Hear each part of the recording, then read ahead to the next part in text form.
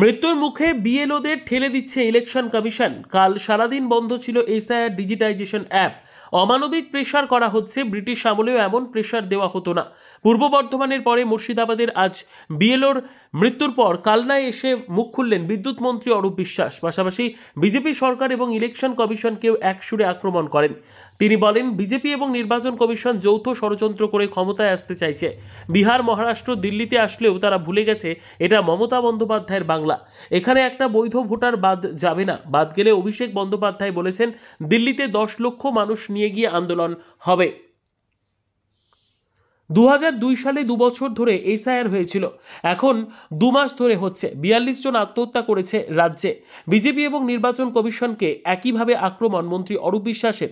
উল্লেখ্য, এসআইআর নিয়ে কর্মীদের সাথে বৈঠক কালনার ব্যাংক বাজার সংলগ্ন তৃণমূল কংগ্রেস ভবনে। সাংগঠনিক বৈঠকে এসেই বিদ্যুৎ মন্ত্রী অরূপ বিশ্বাসের এই মন্তব্য।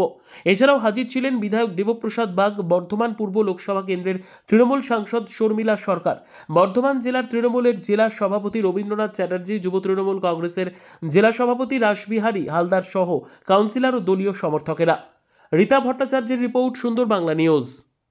আমি গত দুদিন হুগলি করেছি, আজকে বর্ধমানে ঢুকলাম। প্রথমেই কালনা দিয়ে শুরু করলাম। একটা ঠিক যে আজকে বিজেপি এবং নির্বাচন কমিশন তাদের যে যৌথ ষড়যন্ত্র, তার বিরুদ্ধেই আমাদের রাস্তায় নেমে লড়াই করতে হচ্ছে। কেন তারা চান যে যারা বৈধ ভোটার তাদের বাদ দিয়ে তারা ক্ষমতায় আসতে। যেভাবে তারা মহারাষ্ট্রে এসছেন, যেভাবে তারা হরিয়ানাতে এসছেন, যেভাবে বিহারে এসছেন, যেভাবে দিল্লিতে এসছেন, কিন্তু ওদের একটু ভুল হয়ে গেছে। ওরা বুঝতে পারেনি এটা মমতা ব্যানার্জির বাংলা।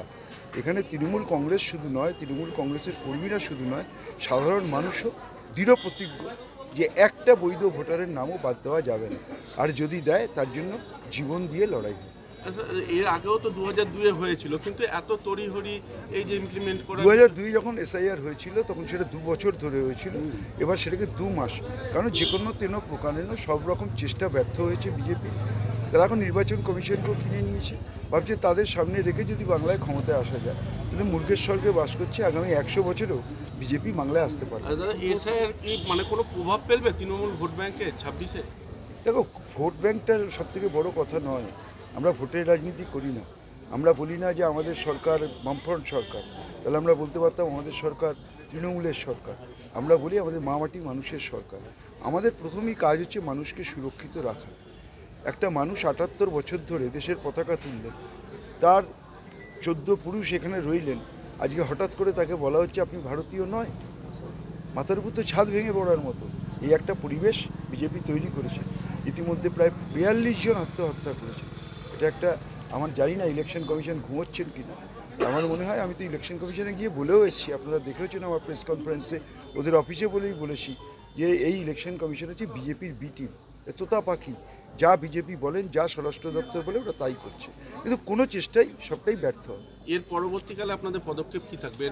আমাদের পদক্ষেপ অলরেডি আমাদের নেত্রী মমতা বন্দ্যোপাধ্যায়, আমাদের সর্বভারতীয় সাধারণ সম্পাদক অভিষেক বন্দ্যোপাধ্যায় ইতিমধ্যেই বলেছেন, একটা বৈধ ভোটারের যদি নাম বাদ যায়, প্রয়োজনে 10 লক্ষ লোক নিয়ে দিল্লিতে আন্দোলন হবে। আজকে আর কোথায় কোথায় যাচ্ছে? আজকে আমরা মোটামুটি 7টা বিধানসভা কভার করবো। আজকে আর কালকে 7টা বিধানসভা। পূর্ব বর্ধমান জেলায় বিএলওর মৃত্যু এবং আজকে মুর্শিদাবাদেও আরেকজন বিএলওর মৃত্যু হয়েছে, হার্ট অ্যাটাকে মারা গেছে। মৃত্যুর মুখে ঠেলে দিচ্ছে ইলেকশন কমিশন। একটা মানুষ, তাকে ডিজিটাইজ করতে বলা হয়েছে। তিনি একজন শিক্ষিত হোক, শিক্ষক হোক, কি করে করবে? কালকে তো সারাদিন অ্যাপস বন্ধ, অমানসিক প্রেশার, আর বলা হচ্ছে তোমার চাকরি খেয়ে নেব। মানে এরকম অত্যাচার ব্রিটিশ আমলেও হয়নি, যাই নির্বাচন কমিশন এবং বিজেপি করছে।